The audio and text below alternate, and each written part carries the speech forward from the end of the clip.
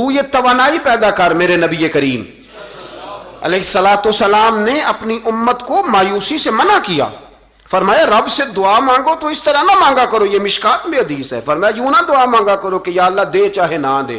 فرمایا رب سے مانگو تو پورے شوق سے مانگو, عرض کرو یا اللہ دے تو ہی ہمیں عطا فرمائے گا, مالک عطا فرماؤ. فرمایا ذوق سے مانگو, جذبے سے مانگو. ہمارے ہاں استاد دو قسم کے ہوتے ہیں. ایک ٹیچر کی ڈیوٹی ہے اسکول جانا, اس نے کوشش کرنی ہے کہ اگر کوئی موقع مل جائے بھاگنے کا تو اسکول سے نکل جاؤں, کوئی چکر چل جائے. تو میں بھی چھوٹا سا استاد ہوں, تو استاد ناراض نہ ہو مجھ سے, سمجھ لے میں اپنی تربیت کے لیے بات کر رہا ہوں. تو کسی طریقے سے نہ کوئی چکر چل جائے, کوئی فارم چلو مل جائیں, سائن کرانے چلے جاتے ہیں, کوئی ایسا چکر چل جائے صحیح نکل جائیں. یہ ایک استاد ہے. ایک استاد ہے اسے شوق ہے, اسے ذوق ہے پڑھانے کا. وہ جب دیکھتا ہے نا کہ یہ کچھ بچے کمزور ہیں تو وہ کہتا ہے تم نے سیکنڈ ٹائم میرے پاس بیٹھنا ہے, مفت بغیر ٹیوشن کے. میں نے دیکھے ہیں یہ لوگ, میں نے دیکھے ہیں. استاد اوور ٹائم دیتا ہے. ٹھیک کہہ رہا ہوں جی میں؟ دیتے ہیں جناب, دیتے ہیں. کچھ بچوں کو استاد کہتے ہیں تو گھر آ جانا. یعنی ایک استاد ہوتا ہے, ایک پرجوش استاد ہوتا ہے. ان دو لوگوں میں فرق ہے. اقبال کہا کرتے تھے اگر کوئی شعیب آئے میسر تو شبانی سے کلیمی 2 قدم. کہتے تھے دعا کرو کہ حضرت موسیٰ کلیم کو کوئی حضرت شعیب علیہ السلام جیسا مل جائے, کوئی مل جائے نا ایسا, تو وہ پھر تازگی پیدا کر دیتا ہے. تو کچھ پرجوش. امام مالک رحمۃ اللہ علیہ کے ایک شاگرد کہتے ہیں کہ میرے استاد جو تھے وہ بڑے پرجوش تھے علم پڑھانے میں, شوق ہوتا ہے پڑھانے کا. یہ کچھ لوگ جمعہ پڑھاتے ہیں تو کچھ کہتے ہیں کہ ان جمعہ آ گیا تو کی کرنا ہے. ہمارے شاگردوں میں بھی ایسی ہیں, رات کو پوچھتے ہیں. ایک سے میں نے آج سویرے پوچھا, میں نے کہا بیٹے آج تو جمعہ پڑھانا ہے کی تقریر کرنے کے اندر استاد جی ڈیسائیڈ نہیں کیتا. تو میں کہ بھی تو وڈا مولوی تا نہیں ڈیسائیڈ کیتا, میں تو 8 دن پہلے ہی ڈیسائیڈ کر لینا, کیونکہ مجھے تو تیاری کرنی پڑتی ہے. بڑا علم ہوتا ہے نا لوگوں کے پاس, تو ڈیسائیڈ نہیں کرنا, بیٹھیں گے تو فر بات جاری ہو جائے گی. کہنے لگا نہیں وہ میں نے کہا خدا کے بندے کہتے ہو لوگ آخر میں آتے ہیں, تم بتاؤ تم تو تیاری آخر میں شروع کرتے ہو.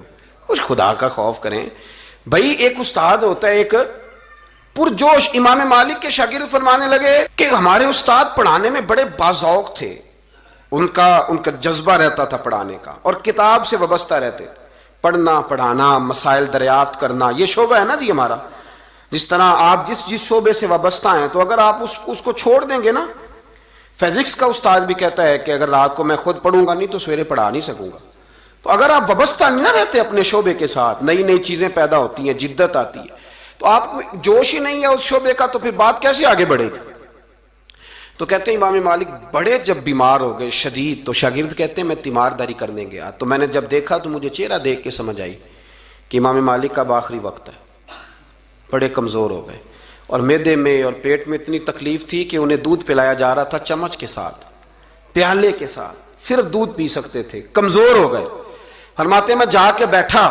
زندگی میں کبھی ایسا نہیں ہوا تھا کہ میں جاؤں اور امام صاحب کسی دینی مسئلے پر مجھ پر گفتگو نہ کریں. آج میرے دل میں خیال تھا کہ اب تو اس وقت تو ہوش ہی نہیں رہتی کوئی آدمی, لیکن کہتے ہیں میں جا کے بیٹھا ہی تھا کہ امام صاحب نے آنکھیں کھولی. فرمایا ماشاءاللہ آپ آئے ہیں, چلو یار میں ابھی کوئی بندہ ہی تلاش کر رہا تھا, ایک مسئلے پہ بات کرنی تھی.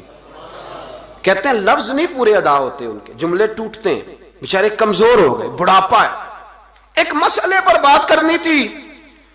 تو فرماتے ہیں کہ میرا دل نہ اتنا نرم ہوا کہ میرے آنسو بہہ گئے.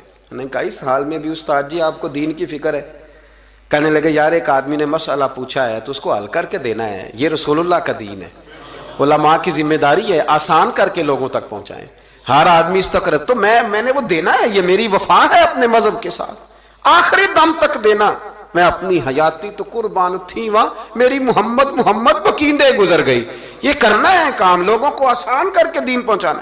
فرماتے ہیں کہ میں نے کہا استاد جی فرمائیں. کہنے لگے یار یہ حج کے موقع پر جو رمی جمار ہوتی ہے, جمرے کو شیطان کو کنکر مارے جاتے ہیں, پوچھنا یہ ہے کہ دونوں طرح سے سنت ہے, پیدل بھی مار سکتے ہیں سواری پہ بھی, تو یہ بتا کہ پیدل افضل ہے یا سواری پہ افضل ہے. تو کہتے ہیں میں نے کہا استاد جی میرا خیال ہے پیدل افضل ہے, لوگوں کو تکلیف کم ہوگی. تو کہنے لگے نہیں تو نے غلط کہا, کھانا نہیں کھایا جا رہا, لیکن اب استاد ہیں تو جوش کتنا ہے. فرمانے لگے تو نے غلط کہا. کہتے ہیں میں نے کہا پھر استاد جی سواری پہ افضل ہے اگر پیدل افضل نہیں. کہنے لگے نہیں تو نے پھر بھی غلط ہی کہا ہے. کہتے ہیں میں نے کہا حضور دونوں طرح غلط ہے تو صحیح کیسے ہے. فرمانے لگے بیٹے اگر اس بڑھاپے میں بھی میں مسئلہ بتانے میں تیزی نہیں کرتا, تحقیق کرتا ہوں, تو نے جوانی میں ہی تیزی کرنی شروع کر دی ہے. سوچے ہی نہیں بات کو، فٹافٹ بیان کر دی کہ اگر یہ نہیں تو یہ حکمت والا ہے، اس کو سمجھنا پڑتا ہے، حکمت کے ساتھ پھیلتا ہے۔ کہتے میں نے کہا استاد جی حکم کریں، پھر آپ بتائیں کیسے افضل ہے؟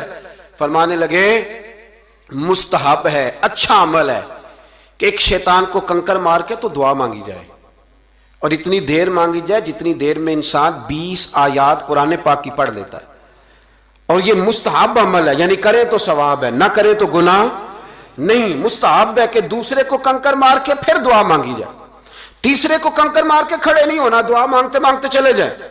تو فرمانے لگے مسئلہ سن، جس نے چونکہ مستحب ہے مانگے چاہے نہ مانگے، تو جس نے تو کنکر مار کے دعا مانگنی ہے نا، اس کے لیے افضل یہ ہے کہ وہ پیدل کنکر مارے، اور جس کا ارادہ دعا مانگنے کا نہیں نا، اس کے لیے افضل یہ ہے کہ وہ سواری پہ بیٹھ کے کنکر مارے۔